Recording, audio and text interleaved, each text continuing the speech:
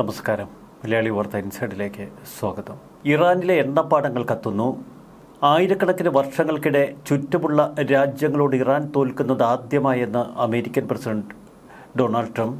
ഈ യുദ്ധത്തിൽ ഏറ്റവും വലിയ ബോംബാക്രമണം ഇനി ഉണ്ടാകാൻ പോകുന്നതേയുള്ളൂ എന്ന് US treasury secretary Scott Bessent.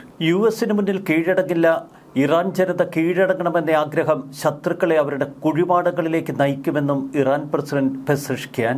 ഇറാന് നേരെ ഇനിയും അമേരിക്കയും ഇസ്രായേലും ആക്രമണം തുടർന്നാൽ ഇസ്രായേലിന്റെയും US സൈനിക താവളങ്ങളും അവർക്ക് വേണ്ടപ്പെട്ട ഇടങ്ങളും ലക്ഷ്യമിടുമെന്ന് ഇറാൻ റവല്യൂഷണറി ഗാർഡ് കോർപ്സ്. നിയന്ത്രിക്കാൻ ആരുമില്ല, അതാണിപ്പോൾ ഇറാന്റെ അവസ്ഥ. ഗൾഫ് രാജ്യങ്ങൾക്ക് നേരെ ആക്രമണം തിരിച്ചതിൽ ഇന്നലെ മാപ്പ് പറഞ്ഞിരുന്നു ഇറാൻ പ്രസിഡന്റ്. എന്നാൽ പ്രസിഡന്റിന്റെ മാപ്പ് പറച്ചിലിന് ശേഷവും അതിശക്തമായ ആക്രമണം മിഡിൽ ഈസ്റ്റിലെ പല രാജ്യങ്ങൾക്ക് നേരെ നടന്നു. ഇറാന്റെ രാഷ്ട്രീയ നേതൃത്വത്തിന് അർദ്ധ സൈനിക വിഭാഗമായ IRGCക്ക് മേൽ പരിമിതമായ അധികാരമേ ഇപ്പോഴുള്ളൂ. ഖമേനി ജീവിച്ചിരിപ്പില്ല, അതുകൊണ്ട് തന്നെ IRGCയെ നയിക്കാൻ ആരുമില്ല.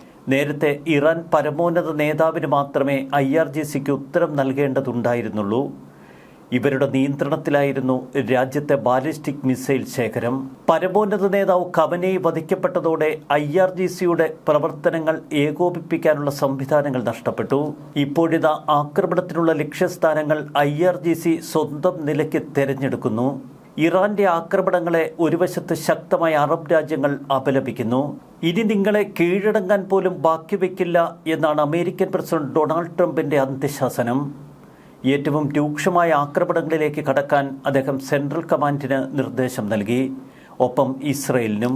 യുദ്ധം പരിഹരിക്കാൻ ഇറാനുമായി തൽക്കാലം ചർച്ചയില്ല എന്ന് അമേരിക്കൻ പ്രസിഡന്റ് വ്യക്തമാക്കി. ഇപ്പോഴുള്ള ഭരണ നേതൃത്വത്തെ പൂർണ്ണമായും തകർത്തതിന് ശേഷമായിരിക്കും യുദ്ധത്തിനൊരവസാനം കണ്ടെത്തുക. കീഴടങ്ങാൻ പോലും ആളില്ലാത്ത വിധത്തിലായിരിക്കും ഇനിയുള്ള സൈനിക നടപടി. ഏറ്റവും ശക്തമായ ആക്രമണങ്ങൾക്ക് കാത്തിരിക്കാൻ ഇറാനിലെ IRGCയോടും രാഷ്ട്രീയ ഭരണ നേതൃത്വത്തോടും ട്രംപ് പറഞ്ഞു. ഇറാനിൽ കരയുദ്ധം തുടക്കാനുള്ള സാധ്യതകളും ട്രംപ് തുറന്നിട്ടു. കുർദ് സേനകളുടെ സഹായം നമുക്ക് ആവശ്യമില്ല. നമ്മുടെ സൈനികർ ഇറാനിലേക്ക് കടന്ന് അവിടുത്തെ കാര്യങ്ങൾ വൃത്തിയായി ചെയ്തുകൊള്ളുമെന്നാണ് ട്രംപിന്റെ നിലപാട്. ഇറാൻ തലസ്ഥാനമായ ടെഹ്റാനിലെ എണ്ണ ശുദ്ധീകരണശാല അഗ്നിക്കിരയാക്കിക്കൊണ്ട് അതിശക്തമായ ആക്രമണങ്ങളാണ് ഇന്നലെ രാത്രി ഇസ്രായേൽ തൊടുത്തത്. ടെഹ്റാൻ ആകാശം പൂർണ്ണമായി പുകപടലുകൾ കൊണ്ട് നിറഞ്ഞിരിക്കുന്നു. പല സ്ഥലങ്ങളിലും വലിയ തീപിടുത്തങ്ങൾ, പല സ്ഥലങ്ങളിലും തീ ആളിപ്പടർന്നു നിൽക്കുന്നു. പൂർണ്ണമായും ഒരു ഇസ്രായേൽ താണ്ഡവമാണ് ഇന്നലെ രാത്രി കണ്ടത്. ടോൺഗുയാൻ ഓയിൽ റിഫൈനറിക്ക് നേരെയായിരുന്നു ഇന്നലെ രാത്രി ഇസ്രായേൽ നടത്തിയ ഏറ്റവും ശക്തമായ ആക്രമണം. ഇറാൻ സമ്പദ്ഘടനയുടെ നട്ടെല്ലാണ് എണ്ണ മേഖല. എണ്ണ മേഖലയ്ക്ക് നേരെ അതിശക്തമായ ആക്രമണങ്ങൾ തുടരുമ്പോൾ മറുവശത്ത് സാമ്പത്തിക ഞെരുക്കത്തിൽ ഇറാൻ നട്ടം തിരിയുമെന്ന് വ്യക്തം. ടെഹ്റാന് തെക്കുമാറിയുള്ള ടോൺഗുയാൻ എണ്ണ ശുദ്ധീകരണശാല മാത്രമല്ല, മറ്റ് നിരവധി എണ്ണ സംഭരണ കേന്ദ്രങ്ങളും ഇന്നലെ ഇസ്രായേൽ ആക്രമിച്ചു. ഇറാൻ സൈന്യത്തിന് ആവശ്യമായ ഇന്ധനം വിതരണം ചെയ്യുന്ന റിഫൈനറിയെ ഇന്നലെ ഇസ്രായേൽ ലക്ഷ്യമിട്ടു. രാജ്യത്തെ റിഫൈനറികളും എണ്ണ സംഭരണ കേന്ദ്രങ്ങളുമൊക്കെ ആക്രമിച്ച് തകർക്കുകയാണ് അടുത്ത ലക്ഷ്യം. അമേരിക്കൻ കരസേന കൂടി ഇറാൻ ബണ്ടിലെത്തിയാൽ കാര്യങ്ങൾ കൂടുതൽ കലുഷിതമാകും. പൂർണ്ണതോതിലുള്ള ഒരു ഇറാൻ അധിനിവേശമല്ല ട്രംപ് പദ്ധതിയിടുന്നത്. നിലവിലുള്ള ഭരണകൂടത്തെ മാറ്റി ട്രംപിന് താൽപ്പര്യമുള്ള ഭരണകൂടത്തെ അവിടെ പുനഃപ്രതിഷ്ഠിക്കുക, ഇറാന്റെ ആയുധ സംഭരണശാലകൾ പൂർണ്ണമായി തകർക്കുക, മിസൈൽ ശേഖരവും മിസൈൽ ഉൽപാദന കേന്ദ്രങ്ങളും തകർത്ത് നിർവീര്യമാക്കുക. മറുവശത്ത് ഇറാൻ ഇനി ഒരിക്കലും ആണവായുധ നിർമ്മാണത്തിലേക്ക് കടക്കില്ല എന്നുറപ്പിക്കുകയും ചെയ്യണം. 2001 അന്ന് അഫ്ഗാനിസ്ഥാനിൽ നിന്നും പിന്മാറിയതിനു ശേഷം ഇതാദ്യമായിട്ടായിരിക്കും ഇനി അമേരിക്കൻ സൈന്യം ഒരു വിദേശ മണ്ണിൽ കാലുകുത്തുന്നത്. ഇതിനിടയിൽ നിരവധി അമേരിക്കൻ സൈനികരെ തങ്ങൾ ബന്ദികളാക്കി ജയിലിനുള്ളിലാക്കി എന്ന് ഇറാൻ പ്രഖ്യാപിക്കുന്നു. യുദ്ധം മുറുകുമ്പോൾ കൂടുതൽ വിമാനവാഹിനി കപ്പലുകൾ അയക്കാൻ തയ്യാറാണ് എന്ന നിലപാടിലെത്തി UK. 2 വിമാനവാഹിനി കപ്പലുകൾ യുദ്ധമുന്നണിയിലേക്ക് അയക്കാനുള്ള ശ്രമമാണ് ഇപ്പോൾ UK നടത്തുന്നത്. എന്നാൽ വിജയിച്ച യുദ്ധത്തിൽ ഇനി കൂടുതൽ ആയുധങ്ങളുടെ സഹായം ആവശ്യമില്ല എന്ന് കെയർ സ്റ്റാമറോട് അമേരിക്കൻ പ്രസിഡന്റ് ഡൊണാൾഡ് ട്രംപ് പറഞ്ഞു കഴിഞ്ഞു.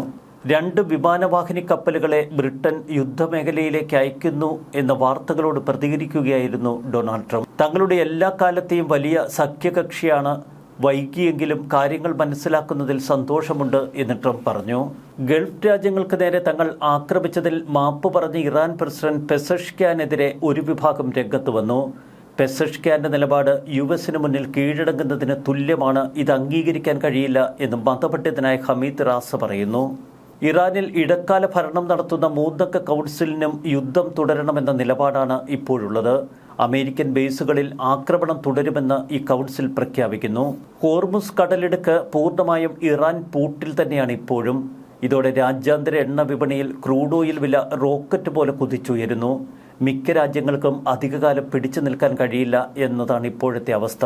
ഇന്നലെ രാത്രി ഇസ്രയേൽ ആരംഭിച്ചത് ഏറ്റവും വിനാശകരമായ ആക്രമണങ്ങളുടെ ഒരു പുതിയ തരംഗം. ഇതോടെ ഇറാൻ തലസ്ഥാനം തീജ്വാലകളിൽ മുങ്ങി നിൽക്കുന്നു. ഇറാനിയൻ തലസ്ഥാനത്തുടനീളമുള്ള നിരവധി എണ്ണ ഇന്ധന ഡിപ്പോകൾ ആക്രമണത്തിൽ പൊട്ടിത്തെറിച്ചു. ടെഹ്റാന്റെ ആകാശം അസ്വസ്ഥതയുളവാക്കുന്ന ചുവപ്പ് നിറത്തിൽ കടുത്ത കറുത്ത പുക കൊണ്ട് നിറഞ്ഞിരിക്കുന്നു. ഇറാനിയൻ ഭരണകൂടത്തിന്റെ ഉന്മൂലനം വരെ പോരാടും എന്ന് ട്രംപ് ആവർത്തിച്ചു പറയുന്നു. നഗരത്തിന്റെ ആകാശമേഖലയിലുടനീളം വലിയ തീഗോളങ്ങളാണിപ്പോൾ ദൃശ്യമാകുന്നത്.